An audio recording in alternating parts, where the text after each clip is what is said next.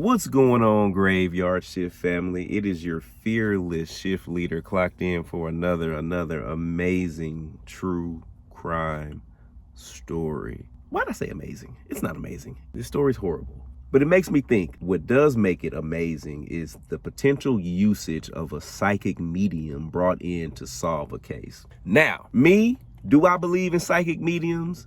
Sure, I believe that they have a superpower that I do not have. But it does make you wonder, why aren't they brought in more often to help out with critical situations? Someone's being kidnapped, someone's been abducted, somebody was murdered, someone was hurt. Could we use them? Could we start a special paranormal psychic medium division of law enforcement agency to help solve these crimes? Now, you believe what you want to believe, but you let me know in the comment section what you think after this case. This story is about 15-year-old Lorie Zimmerman. She was a freshman at South Hagerstown High School in Hagerstown, Maryland. Now, after her parents divorced, Lorie spent most of her time with her mother, Sandra Long Bolneck. You see, Sandra described Lorie as somewhat slow and immature for her age. Rightfully so. Everybody ain't got to be fast at 15. Everybody ain't got to be sneaking out the house, getting tattoos in the hood of Dallas just because they can, right, Dalen? At 15. Everybody ain't got to do all that. But Lorie had no boyfriends, and she always stayed very close to home. On Thursday, April 5th, 1984, Lorie and her family moved into a new house located at 820 Concord Street in Hagerstown. You see, the next afternoon, Friday, April the 6th, Lorie took a bus from school to her aunt's house near Washington Square in downtown Hagerstown. Now, after visiting for about 10 minutes, she left to head home, right? But shortly after 4 p.m., she was seen walking down West Washington Street. Now, when Lorie didn't show up home for dinner that night, her mother Sandra contacted her friends. Nobody reported seeing her. None of her friends had heard from her. No one knew where Lorie was. So of course, her mother starts getting worried and anxious, just like any other mother would. So her mother and her husband filed a missing persons report with the Hagerstown Police Department. According to Sandra, Lorie's mother, the police did not take the case seriously at all, which always seems to be like a reoccurring theme, y'all. Like, the police make you wait a certain amount of time. As a parent, you know the routine of your child. You know when something's wrong, when something's different, when something's just being a little bit strange. Listen, take parents seriously, y'all. They know.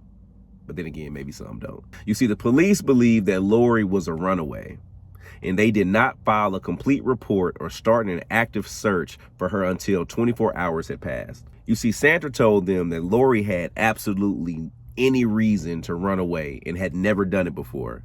Lorie's relatives and her friends conducted an extensive search for her. Now, you see, 8 days later, at around 9 a.m. on Saturday, April 14th, two hikers went on a walk in a wooded area about 70 yards off Reno Mountain Road, which is about 3 miles south of Boonesboro and about 15 miles south of Hagerstown.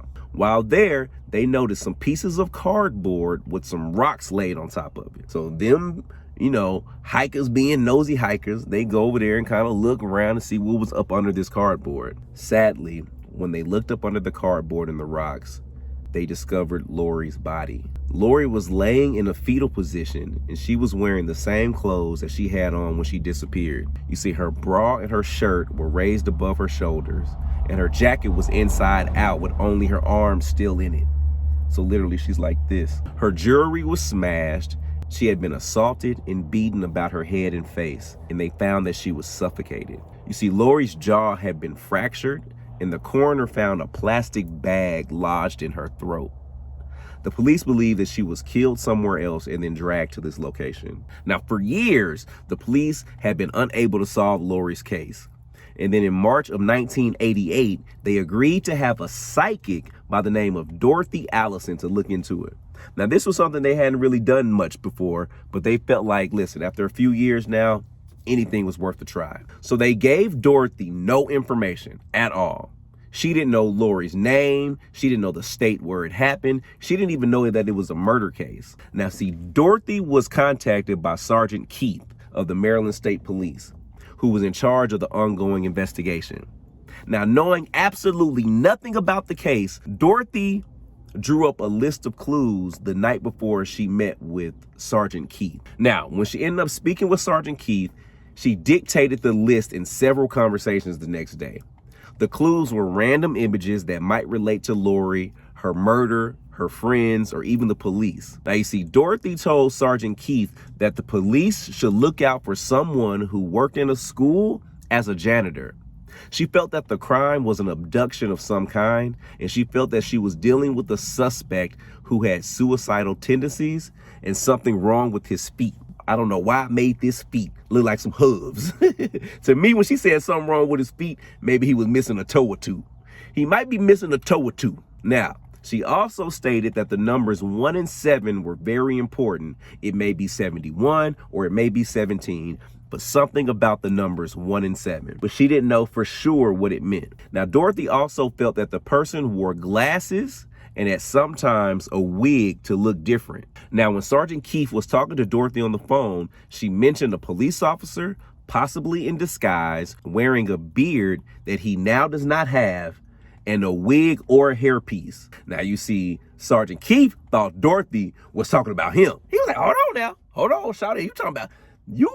What you describing is me. I just cut my beard off. I do be in disguise sometimes. But, yeah, so the police officer, the sergeant, thought that psychic Dorothy was just literally keying on him because he was the person having the conversation with her. So anyway, Dorothy and her husband, Bob, ends up flying to Hagerstown to meet with Sergeant Keith.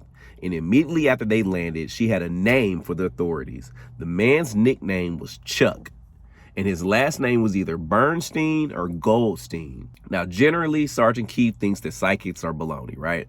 However, with Dorothy, he decided to keep an open mind because he wanted to solve the case just that bad. Within minutes of leaving the airport, more thoughts and images flooded Dorothy's mind. She had a vision of Lorie in front of a library where she met 2 brothers, 2 cousins, or twin friends of hers from her neighborhood. Dorothy mentioned the name of a person she met there, but it could not be released due to the ongoing investigation. You see, Dorothy felt that Lorie had been assaulted, then murdered. And she felt that someone had hit Lorie with something near or around her head. Then Sergeant Keith told Dorothy that Lorie's jaw had been broken in 2 places. However, he noted that that was not the cause of death. Dorothy responded by saying, "I know."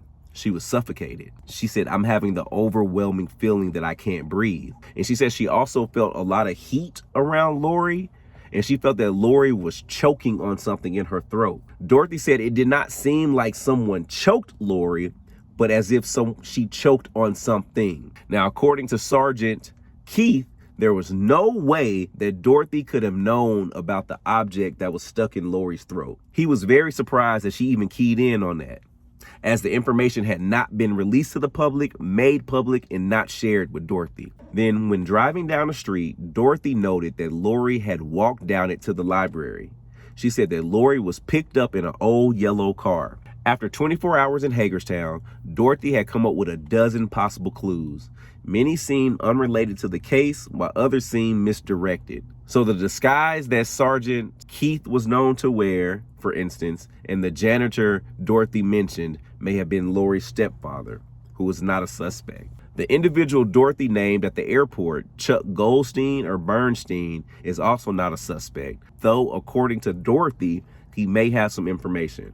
But some of Dorothy's clues did seem to connect to the case. For example, she had seen the numbers 1 and 7. Dorothy had also talked about an old church. Half a mile from where the body was found, there was indeed an old church. Now, all these clues might seem to be coincidences. Once that picture is assembled, it might show the full story of what might have happened to Lorie. Now, at the crime scene, Dorothy experienced the strongest sensation that she had felt during the entire investigation. Dorothy felt the suspect's name stronger than any other name when they were at the scene. She felt that he was the one who took Lorie there. She felt like he murdered Lorie because she was reluctant to let him do whatever he wanted to do to her. Lorie screamed out loud and he panicked. He then hit her over the head and killed her. Sergeant Keith has run the name that Dorothy mentioned through the police computers, but there are no known suspects by that name. In total, she came up with about 50 different clues, And only when the crime is ever solved will it be known how many of them are connected to Lorie's murder actually.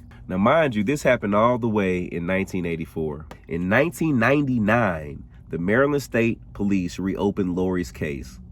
Detectives conducted more than 100 interviews and developed new leads. The state crime lab reviewed the case's physical evidence with new technology, including DNA testing. And at that time, a detective stated that he believed people in Hagerstown had information about the case but had not come forward, either because they were afraid or reluctant to get involved. Then in 2010, the police looked into the possibilities that Jeffrey Eldon Miles Sr. was responsible for Lorie's murder. He was convicted of killing 2 women near Waynesboro, Pennsylvania. 17-year-old Angie Lynn Daly, who was murdered in 1995, and 29-year-old Christy Dawn Hoke, who was murdered in 2010. However, no charges have been filed against him for Lorie's murder. Sergeant Keith has since retired, but continues to think about Lorie's case. He said he has his suspicions, but was never able to find enough evidence to file charges on anyone. In 2019, investigators stated that they were still testing DNA evidence.